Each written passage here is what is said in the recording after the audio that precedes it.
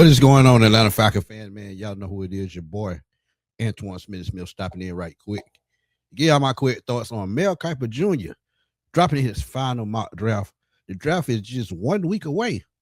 Man, it seems like the draft season has flown by because it seems like the Super Bowl was not over 2 months ago. Time is just flying by, man. But the draft is around the corner, man. And Mel Kiper has done about 6 or 7 mock drafts. He usually does a show with Phil Yates. And they did content. And he gave thoughts on how the Falcons could go in this draft. Shout out to Falcons SI, where I'm gonna get this article from. But they dropped the thoughts on Mel Kiper, what he is likely to look at for the Falcons. Is really no surprise, man. Let's keep it real though. When you look at what they've done in free agency, they got a lot of 1-year contracts, and they've filled a lot of roster spots with depth that they've needed for a while, and that's the reason why they kind of ran out of gas last year. They were pretty much one of the best sack teams in the league when it came to run defense. Another story. They were kind of up and down, and when the season ended, they were on the bottom half of the bottom quarter of the league. But let's look at what they have to say right quick. Not gonna hold y'all. And this is the article that I'm looking at. It says Mel Kiper's final mock draft has a lot of beefing up the trenches, and this is what I like. But say they're addressing the big need of the big man in his final mock draft. And let's get down to the meat and potatoes of this article. Y'all remember the trade that they swapped out for Sidney Brown, but they've already made a trade, but they really just swapped out picks, picked up extra safety, which is very smart. So now they have swapped 4th and 6th round picks with the Eagles. I actually love that move because Sidney Brown is one of those guys. He can play the slot, he can play either safety position, and he's a great special teams player. So he has a knack for finding the football, and we struggled on offense as well. But so let's look at what he had to say with the draft a week away. Mock draft season is mercifully coming to an end, and the godfather of draft analysis, Mel Kiper, reached his final 2-round mock draft, and he has the Falcons taking defensive tackle Lee Hunter at 48, and I'm not surprised because if y'all been following me, y'all know I started with Lee Hunter from the jump. The Atlanta Falcons need a guy like Lee Hunter, man. Texas Tech defensive tackle, guy that can contain the pocket, control run lanes, occasionally get after the quarterback, but help those young defensive ends and edge rushers eat. Brandon Dorless, Jalen Walker, if JPJ comes back. But he could be one of those guys that could take your defense to the next level. They haven't had a true road grader since probably graded Jared way back in 2005 or 6. But let's keep it real, y'all. When these kind of players come along, you have to snag them. They passed on to Vondre Sweat a couple of years ago, but that's in the past. But Lee Hunter is a guy that I think could come in and help this defense go to the next level. This is what he had to say if he wanted to play for the Atlanta Falcons.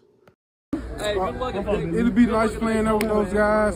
Just bring this leadership, Lee Hunter, my spirit, energy, and the way I play the game, the way I love the game, into them guys. Yeah, close by to hometown as well. Close by hometown, so I from the jump. And he was one of my guys out of Texas Tech. He's a big space eater. He's about, I think, 6'2", and he's well over 300 pounds, probably at about 325, 330. He's a big dude. Eats up space, can get after the quarterback too, feels his run gaps, can feel A or the B gap. And when you have things like that going on, the linebackers can roam. And y'all know we got to rebuild just a little bit of linebacker because Caden Ellis is gone. Devon Diablo is on the last year of his deal. Troy Anderson possibly comes back as he gets one more year because of a rule in the NFL. So when you look at linebacker, that's something that we probably gonna have to look at as well in this draft. So let's look at what he has to say. Atlanta might use the first of his 5 selections. And yeah, that's right, 5 selections. At receiver, perhaps Zachariah Branch, who we're all raving about in Atlanta, and I talked about him extensively as well. Shout out to the Bird Cage.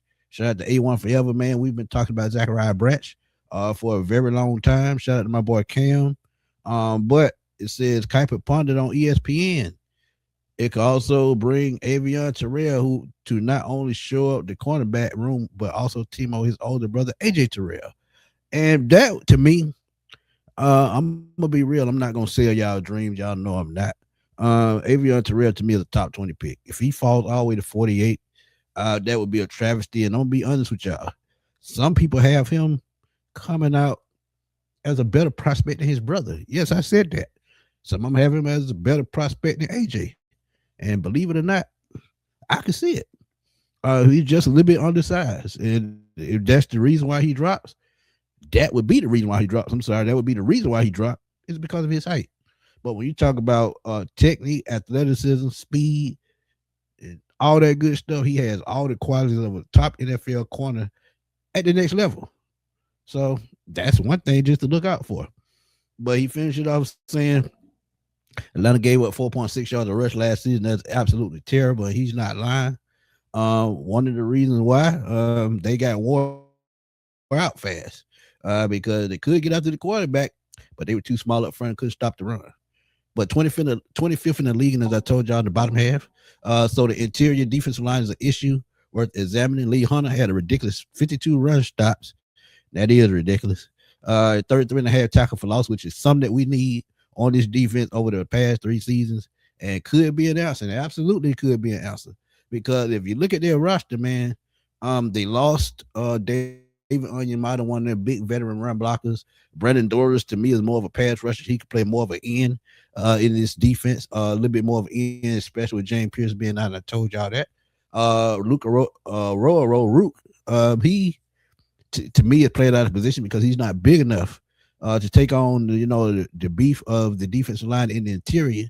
So they have to find a way to move him back around towards the end spot or get him a running mate and make this a little bit more of a 4-3 defense, which I think could still thrive. And they could mix it up a little bit and run like a hybrid defense. But if you look at what else they have, LaKale London comes back. He put on beef last year, had a career year, 5 sacks. So when you look at